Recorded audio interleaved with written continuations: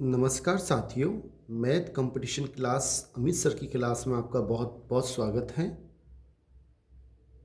Topic number system, जिसका part 2 निम्न प्रकार है, आप ध्यान से देखें। सबसे पहले सीखे संपूर्ण संख्या परफेक्ट नंबर किसे कहते हैं, क्या होती है। वह संख्या जिसके सभी गुणनखंडों का योग और संख्या को छोड़कर उस संख्या के बराबर हो तो वह संख्या संपूर्ण संख्या या परफेक्ट नंबर कहलाती है। सीखें कि मतलब क्या है। जैसे 6 है, अब 6 के गुणनखंड कौन कौन से होते हैं, मतलब ऐसी कौन सी संख्या है जिसमें 6 का पूरा पूरा भाग जाता है। 1 भी है, 2 भी है और 3 भी है और 6 भी है, लेकिन स्वयं संख्या नहीं लेनी है। अगर इन तीनों को आपस में जोड़ें तो वापस 1 + 2 + 3 इन तीनों का योगफल 6 के बराबर है, इसलिए 6 संपूर्ण संख्या कहलाती है। इसी प्रकार 28 ये भी एक संपूर्ण संख्या है, क्योंकि देखिए आप, क्योंकि 28 के गुणनखंड हम देखें तो 1 का भाग चला जाएगा, 2 का भी चला जाएगा, 3 का भाग इसमें नहीं जाएगा, इसके गुणनखंड नहीं है।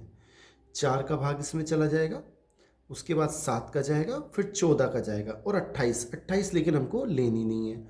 और इन सभी संख्याओं का योगफल करें तो 1 + 2 3 और 4 7 दूनी 14, 14 और 14 28, वापस 28 के बराबर आ गया, इसलिए यह संख्या संपूर्ण संख्या या परफेक्ट नंबर कहलाती है।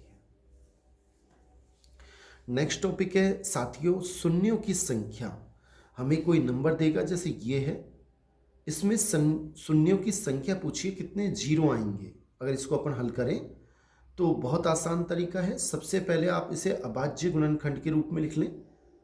अभाज्य गुणनखंड के रूप में जब लिखेंगे उसकी पावर के रूप में, तो 2 की पावर 3 आएगा, इंटू 3 की पावर 1, 5 की पावर 4, 13 की पावर 1 और 19 की पावर 1। अब हमें ये सूत्र लगाना है कि पावर ऑफ 2 और पावर ऑफ 5 मिनिमम लिखना है। 2 की पावर कितनी है 3, 5 की पावर कितनी है 4, ये 2 की पावर और ये 5 की पावर, इन दोनों में जो मिनिमम है 3 और 4 में कम कौन सा है 3, और यही हमारा आंसर है। इसमें शून्यों की संख्या 3 होगी, यानी 3 जीरो आएंगे। आगे देखें साथियों, नेक्स्ट पॉइंट है क्रम गुणित, जिसे हम फैक्टोरियल भी बोल देते हैं, इंग्लिश में बोलते हैं। इसका चिन्ह या तो ऐसे होता है या इस तरह से होता है। इसे कैसे ज्ञात किया जाता है आप वो देख लें। फैक्टोरियल 5 मतलब पहले 5 लिखे, फिर एक कम 4 3 2 1, और इन सबको जब आप हल करोगे 5 चौक 20, 20 छिका 120, ये इसका आंसर होगा। आप ये भी याद रखें, फैक्टोरियल 0 का मान 1 होता है, फैक्टोरियल 1 का मान 1 होता है।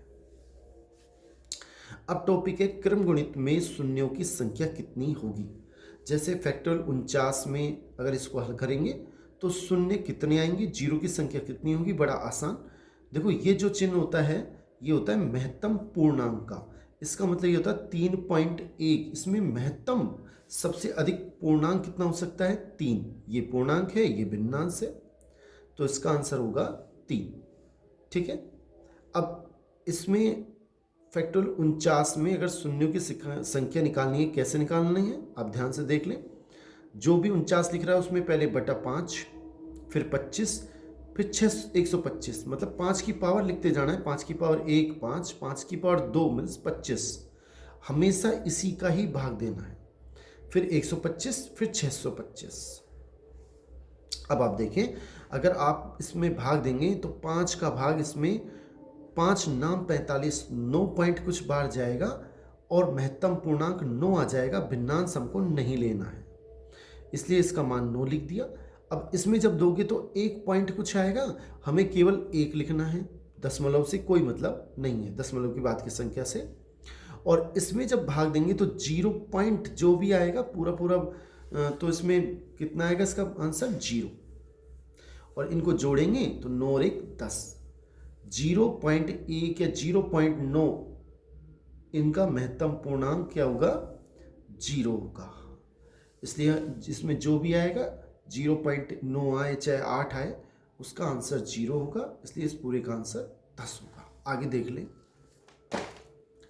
जैसे फैक्टोरियल 200, इसमें शून्य की संख्या ज्ञात करनी है। वही तरीका, पहले 5 लिखे, 25, 125, 625, इस तरीके से 5 की पावर में जाता रहेगा। ये 5 की पावर 1 है, 5 की पावर 2, 5 की पावर 3, 5 की पावर 4। इसमें इसका भाग दोगे तो 40 बार जाएगा और 40 का पूर्णांक 40 आ जाएगा।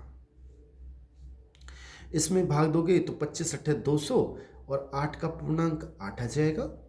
और जब इसमें भाग देंगे 200 में तो 1 पॉइंट कुछ आएगा, 1 पॉइंट पूरा पूरा 2। अब 1 पॉइंट चाहे कुछ भी आए उसका आंसर 1 आएगा, चाहे 1.5 आए चाहे 4 आए उसका आंसर 1 आएगा। और ये जब आगे हैं 200 बटा 625, इसमें 0 पॉइंट कुछ आएगा तो उसका आंसर 0 हो जाएगा। आंसर आगे अपने पास 49 0 इसमें आएंगे। नेक्स्ट देखें आप साथियों, ये मोस्ट इंपॉर्टेंट आप देख लें, लास्ट ईयर इस पे क्वेश्चन आया भी है। a की पावर n माइनस बी की पावर n में a माइनस बी का भाग आप याद रखें हमेशा सदैव जाता है। और क्वेश्चन इस प्रकार भी पूछ सकता है कि अगर इसमें a माइनस बी का भाग देंगे तो शेषफल कितना आएगा, 0। जब पूरी पूरी बार भाग जाएगा, पूर्णतः विभाजित होगा तो शेषफल का मान 0 होगा।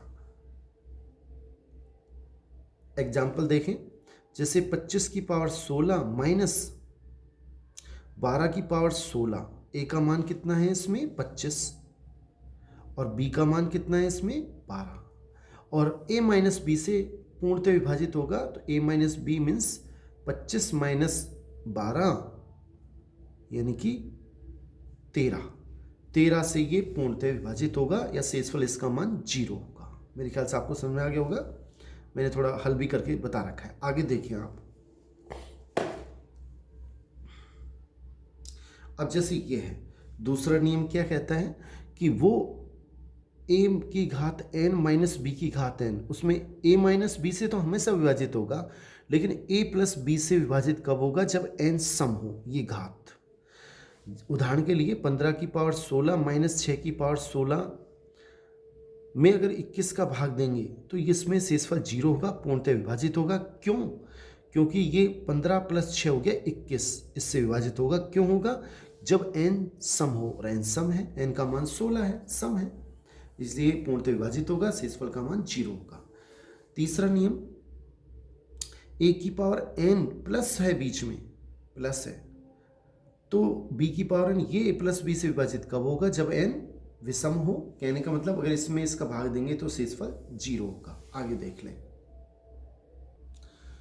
a प्लस 1 की पावर n बटा a, इसमें आप ध्यान रखें शेषफल 1 आएगा।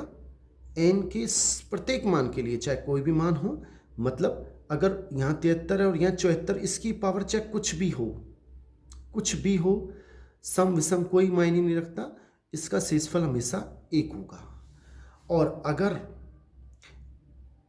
a माइनस 1 है, नीचे ऊपर 73 है और नीचे 74 है, अगर नीचे ऊपर एक संख्या कम है और नीचे एक संख्या ज़्यादा है तो शेषफल 1 होगा, लेकिन उसके लिए कंडीशन है n का मान सम ही होना चाहिए। उदाहरण मैंने एक दे दिया है।